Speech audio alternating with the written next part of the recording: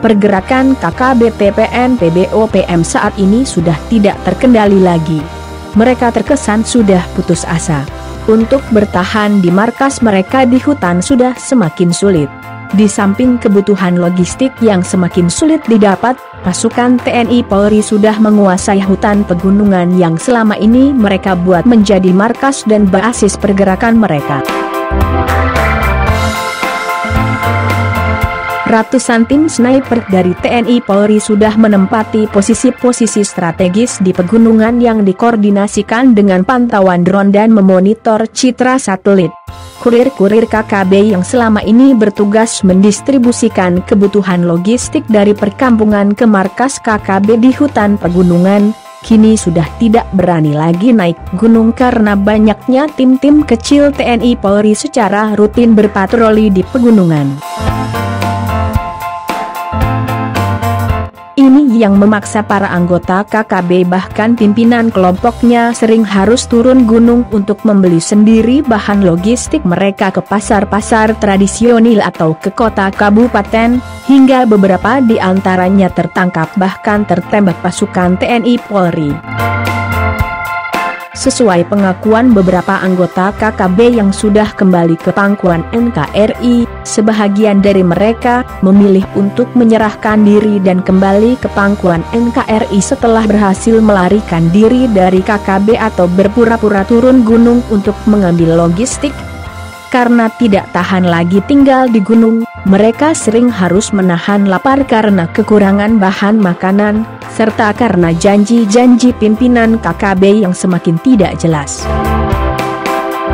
Menurut Kapolda Papua, Irjen Pol Paulus Waterpau pada tanggal 30 September 2020 di Jayapura, kelompok KKB yang aktif saat ini hanya tersisa 7 kelompok, 5 di antaranya saat ini berkumpul di distrik Hitadipa, Kabupaten Intan Jaya.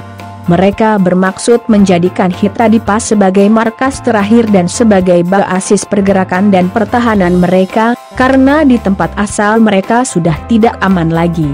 Ini bisa kita maklumi, mengingat kondisi geografis Hitadipa yang dikelilingi pegunungan dan sulit dipantau pasukan TNI Polri.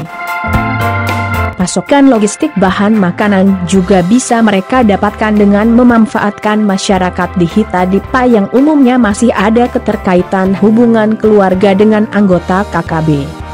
Sekaligus menjadi tameng hidup atau kamuflase untuk berbaur dengan masyarakat. Rasa frustasi dan putus asa kelompok kriminal separatis bersenjata TPN PB saat ini dapat kita pahami. Momen sidang Majelis PBB pada bulan September 2020 tidak berbuah apa-apa untuk KKB TPN PB. Perangkap perang terbuka, gagal total. TNI Polri tak bergeming. Rilis peringatan juru bicara KKB TPN PB, Sabi Sambom, tentang ancaman akan menembak pesawat sipil menjadi bumerang, senjata makan tuan. Pernyataan yang sangat merugikan TPN PB itu sendiri. Dunia tahu, yang sering melakukan pengancaman dan pembajakan atau penembakan pesawat sipil adalah teroris. Ini suatu pernyataan bodoh dari seorang yang mengaku elit politik TPN PB. Fakta berkurangnya negara yang membawa isu OPM dalam sidang PBB yang lalu, menunjukkan kegagalan dan kebohongan para petinggi TPN PB OPM di dunia internasional.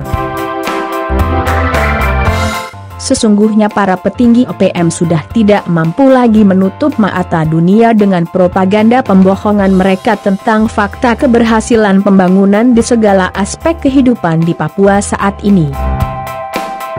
Papua saat ini tinggal selangkah lagi menuju sejahtera.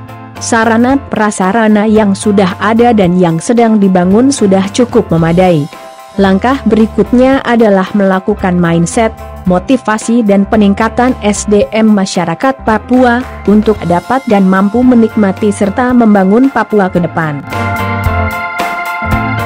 Sebaliknya, kelompok masyarakat yang masih mau terhasut dan terbuai kata-kata serta janji-janji yang tidak jelas dari pemain dan sutradara TPN PB akan semakin tertinggal dan akan menjadi komunitas terpinggirkan dari saudara-saudaranya yang telah melangkah maju menuju sejahtera.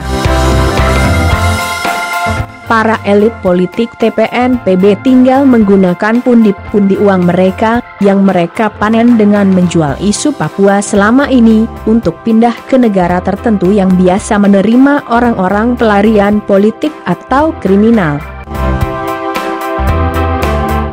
Sekarang terserah Anda, mau ikut menikmati pembangunan, atau hanya sebagai penonton.